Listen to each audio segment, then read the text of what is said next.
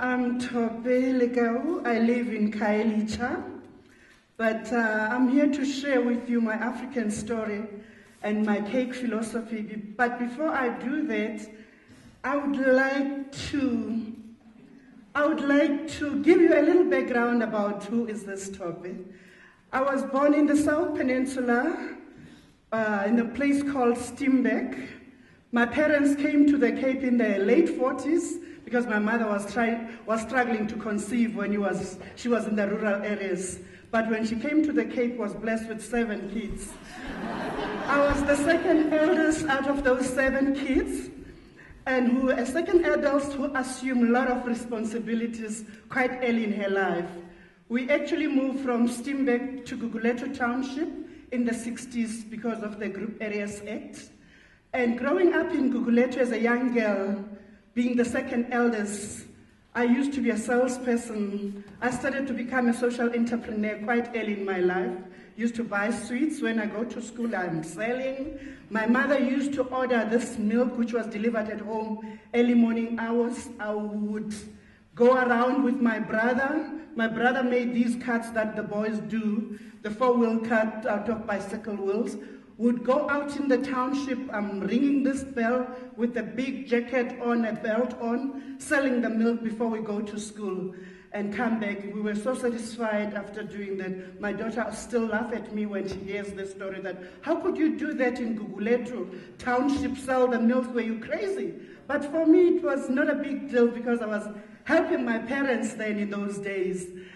Then I grew up being really, as I say, responsible for this and this at home. But then I ended up working later for non-governmental organizations in the country when the things were quite bad. I worked for quite a number of NGOs in South Africa. And then what really inspired me more and more to become an entrepreneur was that during the time when I was working for NGOs, I used to travel a lot, go to different communities.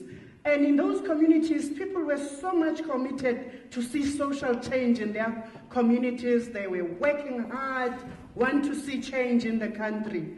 But what really inspired me into becoming an entrepreneur was just after 1994. You visit some of these communities. I remember even here in Prince Albert, some of my colleagues were working with the advice office here in Prince Albert. You go to these communities, you find the morale is so low. You want to know what's happening, why things are like this, well, after we voted for the first time for our democratic country. And then people would say, no, people have moved out of the township, have gone to government, others have moved for greener pastures. For me, that was a challenge, and I was also feeling a little bit burnt out from the previous work that I was doing, working for non-governmental organization in those days. Something that relieved me from that burnout, I got to know here about the fellowship which was offered by the University of Pittsburgh, where they were looking for candidates to apply for the fellowship to go and study. You know, when you apply, they just want you to state what you want to learn in that part of the world and how would you do to improve, what are you going to do to improve your home, to improve in your home country when you come back.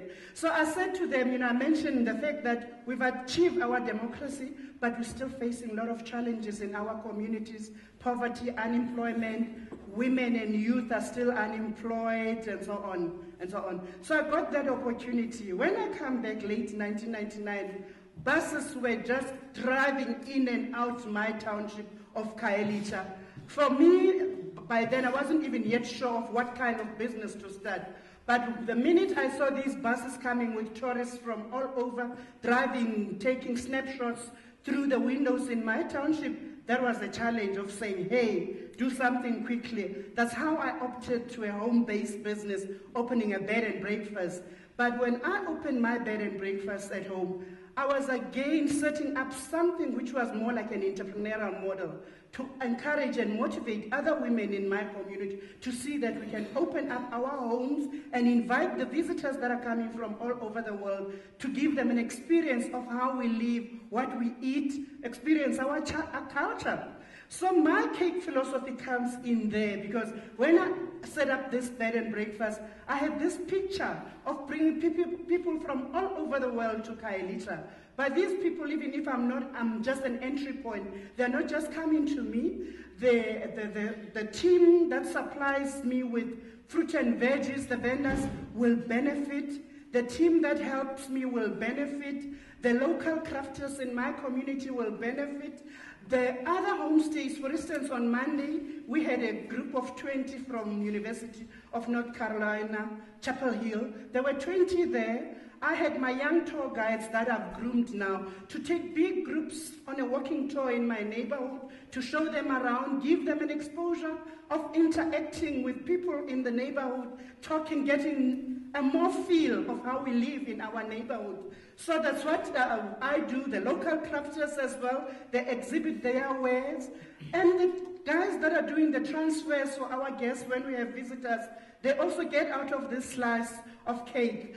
The whole aim, the local creatures right now have benefited a lot from the visitors that are coming. So the whole aim was to see the rain that comes in my neighborhood circulate around, creating more beneficiaries in the neighborhood, and also giving people an opportunity to have a slice of cake at the end of the day. You know, normally when we have these groups that I'm splitting around, you could see the faces, the happiness in the neighborhood, because people know that at least there will be people that are benefiting, having, you know. Also, it's the fun of hosting these visitors that are coming from all over the world, because we learn their culture, they learn from us, we exchange so many things. So my background comes from that. It was really the whole aim of seeing that also this model, I replicate it in other communities. That's what we actually do now. When I'm being requested by other women in some other neighborhood, they normally ask me to explain exactly what I'm telling to you, because we would like to see our communities. We hear that there is poverty, but we can change poverty in our communities by starting small like this. For instance, Kailita, you see a lot of happening. It's because it's a peri-urban area. It's still diverse. You see the mamas that are selling their barbecue there. Then our visitors, when they come, some of them are interested to go and see what is happening there. And then that's my street that you see. There's a lot that is happening in Kailita. Yeah, I've covered that part of my story. That takes me to Pittsburgh. Oh, one thing that I forgot to tell you, given that opportunity of going to United States, not having ever an opportunity of going abroad, it was like a mind-blowing. I knew on that day that the sky would be the limit. Nothing would ever stop me. So much that after traveling, got to Pittsburgh, and then when you are there, you also had to find a place for your internship. I ended up finding a place at Women's Business Development Center in Chicago for my internship. They asked me, do you know anyone in Chicago? I said, no, I didn't know anyone in Pittsburgh in the United States when I come here. So I'll go to Chicago as well. So I've learned, and I'm passing on all those lessons that I've drawn from my experiences.